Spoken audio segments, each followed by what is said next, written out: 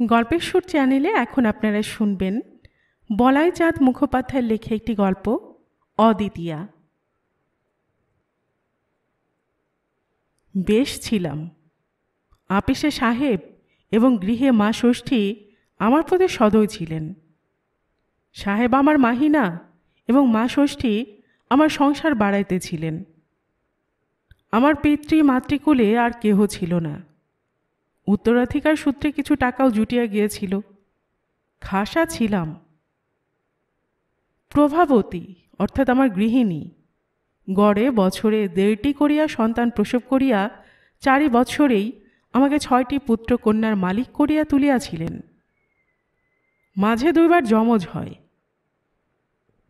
এবংবিধ প্রজা বৃদ্ধি সত্ত্বেও কোনো অভাব ছিল না। হঠাৎ কিন্তু বেকুব বনিয়া গেলাম। 5ম বর্ষেও গৃহিণী তাহার স্বাভাবিক গর্ভভার বহন করিতেছিলেন। এবার কিন্তু ব্যাপারটা স্বাভাবিক হইলেও সহজ ছিল না বোঝা গেল। কারণ তিনি মারাই গেলেন। তিনি তাহার পিত্রালয় শান্তিপুরে ছিলেন। যদিও আমার শ্বশুর ও শাশুড়ি উভয়েই অনেককাল স্বর্গীয় হইয়াছেন, কিন্তু আমার শ্যালক বিনোদ ডাক্তার বলিয়া প্রভা প্রতিবারই সেখানে যাইত। বিনোদ লিখিতেছে, হঠাৎ এক্লেম্পসিয়া হইয়া দিদি 3-4 ঘন্টার মধ্যে মারা গেলেন। আপনাকে খবর দেওয়ার সময় ছিল না। কিডনি খারাপ ছিল। সেচদি ছেলেদের লইয়া সম্বলপুরে চলিয়া গিয়াছেন। তাহার চিঠি বোধহয় পাইয়াছেন। পাইলামও। তিনি চিঠি লিখিতেছেন।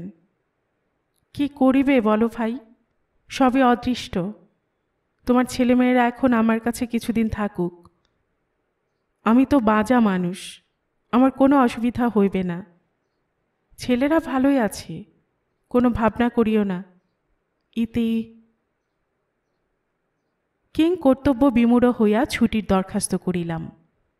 কপাল গুণে আমার সাহেবও বদলি হইয়া গিয়াছিলেন। ছুটি সুতরাং মঞ্জুর হইল না। 2 মাস পরে সম্বলপুর বাসিনী শালিকার আর একখানি পত্র পাইলাম। তিনি অন্যান্য নানা কথার পর লিখিতেছেন, প্রভা সতীলক্ষ্মী ভাগ্যবতী ছিল।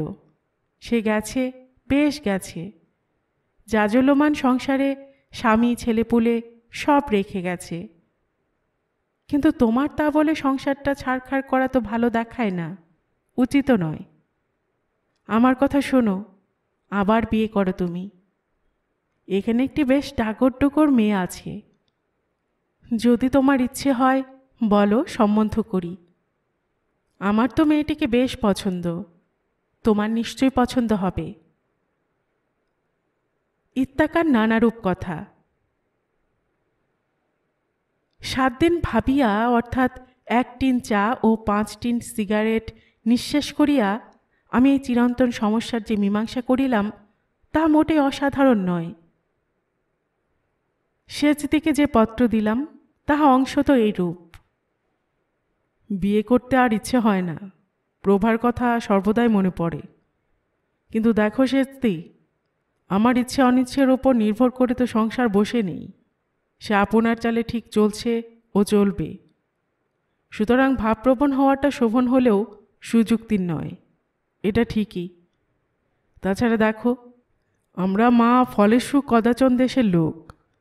আর তোমরাও যখন বলছো, তখন আরেকবার সংসারটা বজায় রাখার চেষ্টা করাই উচিত বোধ হয়।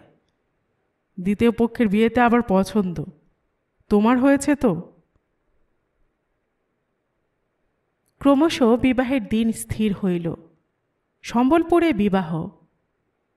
সেচদি বুদ্ধিমতী, লিখিয়াছেন, ছেলেদের লাহোরে বর্দির কাছে পাঠিয়ে দিলাম। বাপের বিয়ে দেখতে নেই। স্বস্তির নিঃশ্বাস ফেলিলাম। যথাকালে সাহেবের হাতে পায়ে ধরিয়া হপ্তাখানেকের ছুটি লইয়া সোজা রওনা হইয়া পড়িলাম, একাই। এ বিয়ের কথা কাউকে বলিতে আছে কি ভাবিয়া গোফটা কামাইয়া ফেলিলাম। একে কালো মোটা চেহারা, তাহার উপর কাঁচা পাকা 1 ঝুড়ি গোফ লইয়া বিবাহ করিতে যাইতে নিজেরই কেমন বাধো বাধো ঠেকিতে লাগিল। বিবাহ বাসর। ওই অবগুণ্ঠিতা চেলিপড়া মেয়েটিই আবার আমার সঙ্গিনী হইতে চলিয়াছে।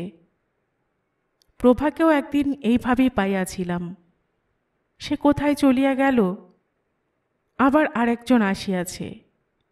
ইহার কিডনি কেমন কে জানে। নানারূপ এলোমেলো কথা মনে আসিতে লাগিল। প্রভার মুখ বারবার মনে পড়ে।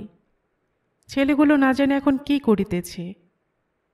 মৃত্যুর পরও কি আত্মা সত্যি থাকে? এ মেয়েটি বেশ বড়সড় দেখিতেছি, কিন্তু ভারী জড়সড় হইয়া বসিয়া আছে, একেবারে মাথা নিচু করিয়া। আচ্ছা, প্রভার আত্মা যদি গৃহামি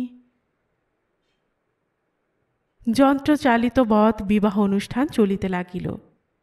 শুভদৃষ্টির সময় মেয়েটি কিছুতেই ঘোমটা খুলিল না। সেদিতি বলিলেন, ভারী লাজুক। আপাদমস্তক মুড়িয়া পাশ ফিরিয়া শুইল। আমিও ঘুমাইলাম। সেচিতেই লোক জমিতে দেন নাই। তাছাড়া দ্বিতীয় পক্ষের বিবাহে কে আর আমোদ করিতে চায়?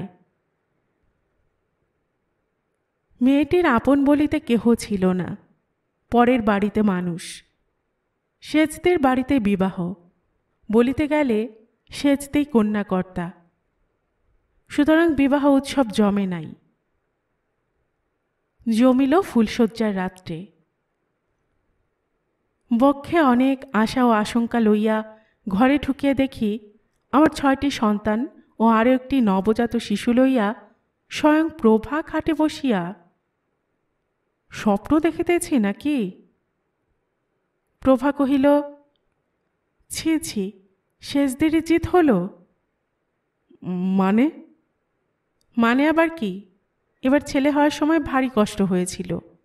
অপরাধের মধ্যে সেজদিকে বলেছিলাম যে আমি মলে ওর ভারী কষ্ট হবে। সেজদি বলল, হাতি হবে, 3 মাস যেতে না যেতে ফের বিয়ে করবে। আমি বললাম, কক্ষনো না। তারপর বাজি রেখে সেজদি আর বিনোদ মিলে এই ষড়যন্ত্র। আমি শান্তি পড়েছিলাম, আজ এই সন্ধেবেলা এসেছি। এসে দেখি সেজদিরই জিত। পাড়ার মানকে ছোড়াকে কনে সাজিয়ে সেজদি বাজি জিতেছে। 100টি টাকা দাও এখন। ছি ছি ছি, কি তোমরা অমনি গোফটা কি বলে কামালে? আমার অবস্থা অবর্ণনীয়। পরদিন প্রভাতে সেজদির পাওনা চুকাইয়া দিয়াছি। এখন গোফটা উঠিলে যে বাঁচি। গল্পের সুর চ্যানেলে এতক্ষণ আপনারা শুনছিলেন বলাইচাঁদ মুখোপাধ্যায়ের লেখা একটি গল্প, অদ্বিতীয়া।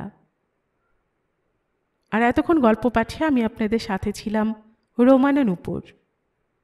আপনারা যারা গল্পের সুর চ্যানেলের গল্প নতুন শুনছেন, আপনাদের সুবিধার্থে একটি বিনীত অনুরোধ, যদি আপনারা আরও এমন গল্প শুনতে চান তবে নিচে সাবস্ক্রাইব বাটনে একটি ক্লিক করে রাখুন ও একটি লাইক করে রাখুন। এতে এই চ্যানেলের ভিডিওগুলি খুঁজে পেতে আপনাদের সুবিধা হবে। আর পাশে থাকা বেল বাটনটিও চেপে রাখুন, যাতে নতুন কোনো গল্প দেওয়ার সাথে সাথেই আপনাদের কাছে নোটিফিকেশান চলে যায়। সবসময় সবাই খুব ভালো থাকুন, সুস্থ থাকুন ও আনন্দে থাকুন, এই প্রার্থনা রইল।